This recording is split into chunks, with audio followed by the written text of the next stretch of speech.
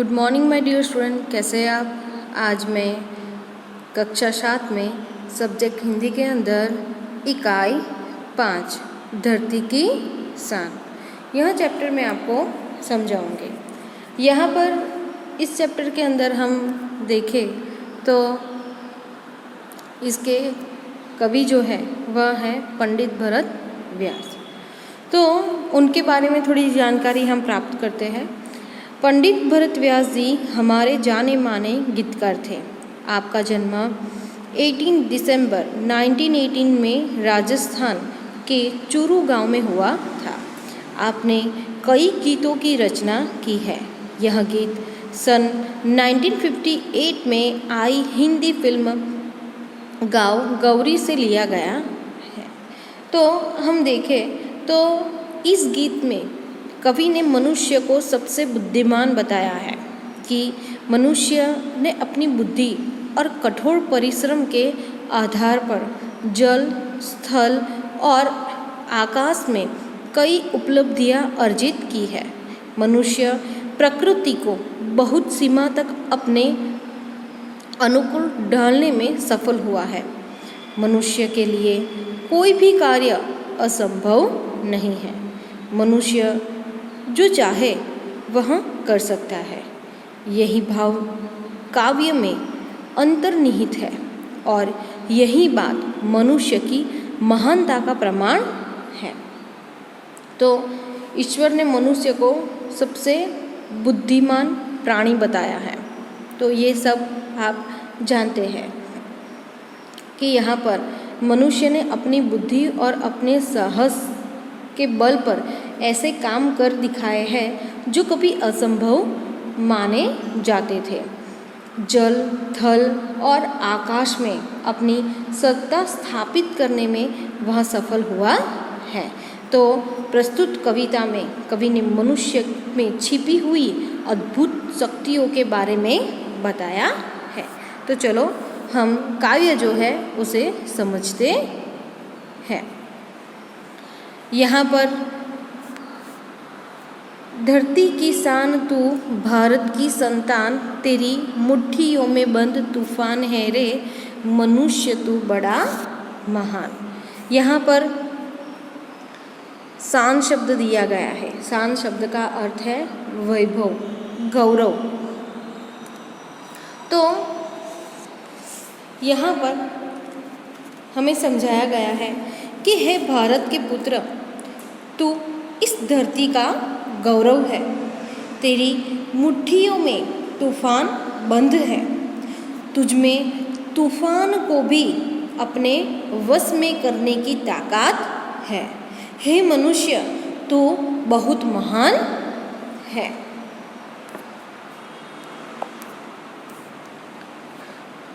तू जो चाहे पर्वत पहाड़ों को फोड़ दे, तू जो चाहे नदियों के मुख को भी मोड़ दे, तू जो चाहे माटी से अमृत निचोड़ दे, तू जो चाहे धरती को अंबर से जोड़ दे।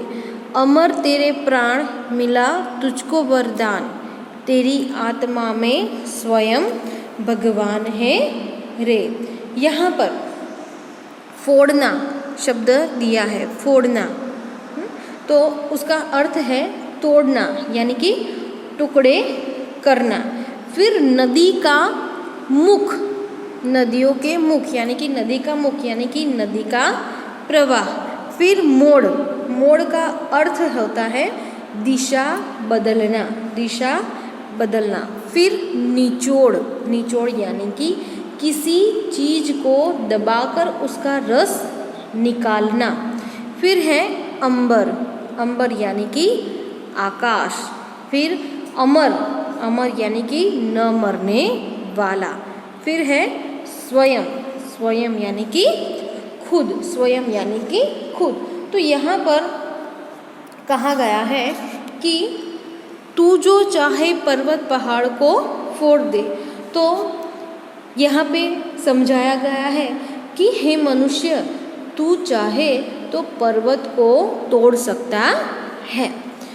फिर तू जो चाहे नदियों के मुख को भी मोड़ दे, तू जो चाहे नदियों के मुख को भी मोड़ दे, यानी कि इसका अर्थ है कि तू चाहे तो नदियों के बहाव की दिशा बदल सकता है, कि तू चाहे तो नदियों के बहाव की दिशा बदल सकता है। फिर है तू जो चाहे माटी से अमृत निचोड़ दे, तू जो चाहे माटी से अमृत निचोड़ दे, यानी कि इसका अर्थ है कि तू चाहे तो मिट्टी से अमृत निकाल सकता है, कि तू चाहे तो मिट्टी से अमृत भी निकाल सकता है। फिर आगे तू जो चाहे धरती को अंबर से जोड़ दे, तू जो चाहे धरती को अंबर से जोड़ दे, यानी कि इसका अर्थ है तू चाहे तो धरती को आकाश से जोड़ सकता है, कि तू चाहे तो धरती को आकाश से जोड़ सकता है। फिर अमर तेरे प्राण मिला तुझको वरदान, यहाँ पे बताया गया है कि तू अपने अनोखे कामों से, तू अपने अनोखे कामों से मर कर भी अमर हो सकता है, तू अपने अनोखे कामों से मर कर भी अमर हो सकता है। तेरी आत्मा में स्वयं भगवान है, कि तुझे अमरता का वरदान मिला है, तो तेरी आत्मा में स्वयं परमात्मा बैठा हुआ है, कि तुझे अमरता का वरदान मिला है, तेरी आत्मा में स्वयं परमात्मा बैठा हुआ है। आगे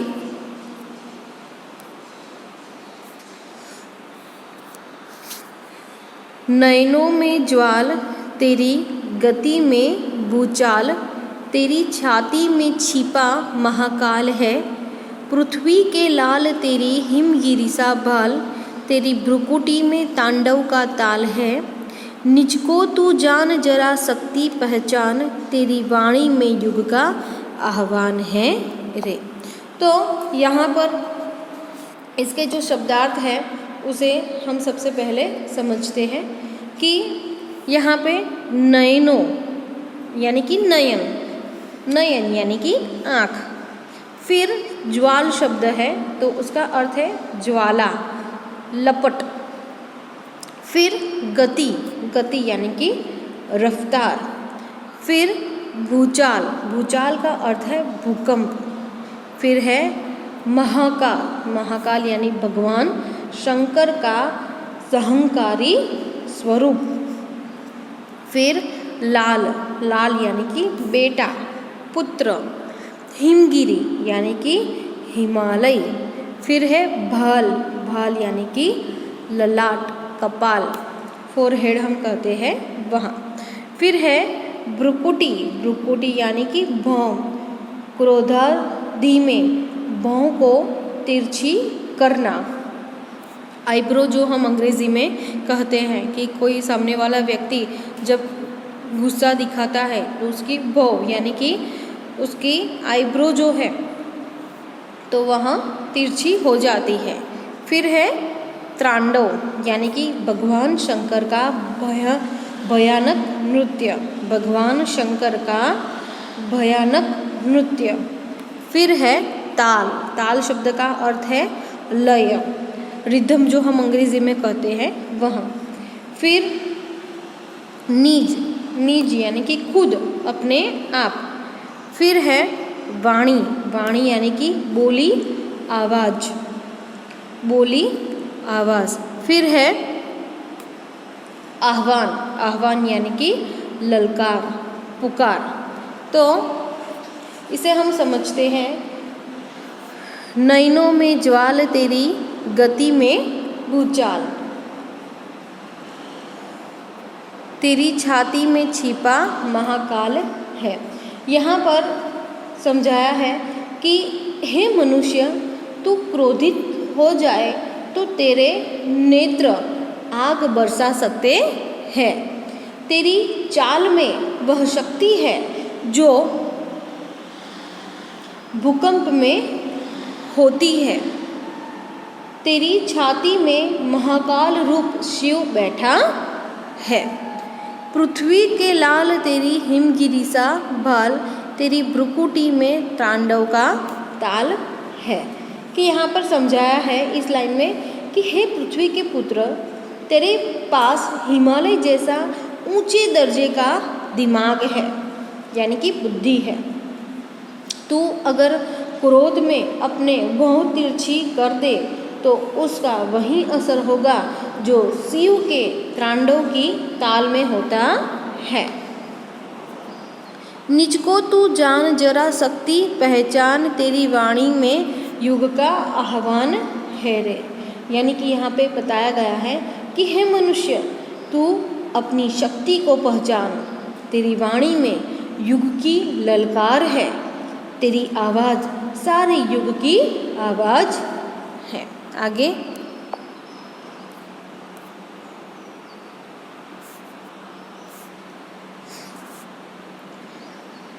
धरती सा धीर तू है, अग्नि सा वीर, तू जो चाहे तो काल को भी थाम ले, पापों का प्रलय रुके पशुता का शीश झुके, तू जो अगर हिम्मत से काम ले।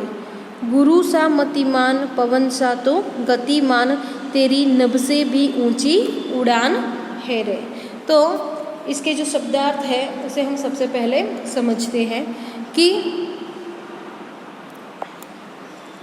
यहाँ पर धीर, धीर शब्द का अर्थ है धीरज वाला।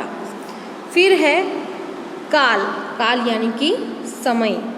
फिर है प्रलय, प्रलय का अर्थ है विनाश लीला, विनाश लीला यानी कि विस्तृत भूभाग में होने वाली भयंकर बर्बादी।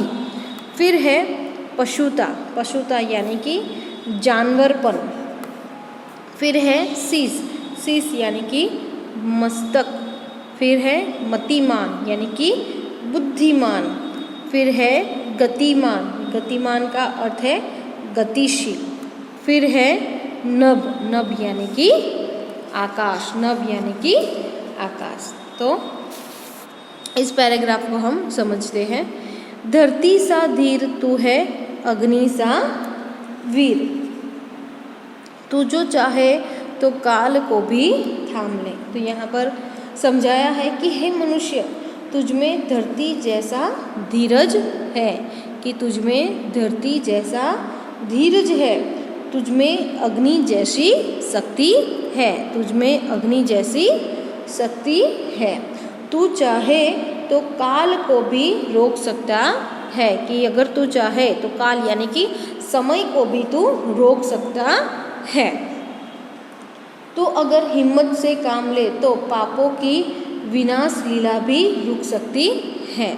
यानी कि यहाँ है पापों का प्रलय रुके पशुता का शीश झुके, तू जो चाहे, तू जो अगर हिम्मत से काम ले। तो यहाँ पर कहा है कि तू अगर हिम्मत से काम ले तो पापों की विनाश लीला भी रुक सकती है, कि तू अगर हिम्मत से काम ले तो पापों की विनाश लीला भी रुक सकती है, और आदमी को हैवान बनने से रोका जा सकता है, कि आदमी को हैवान बनने से रोका जा सकता है।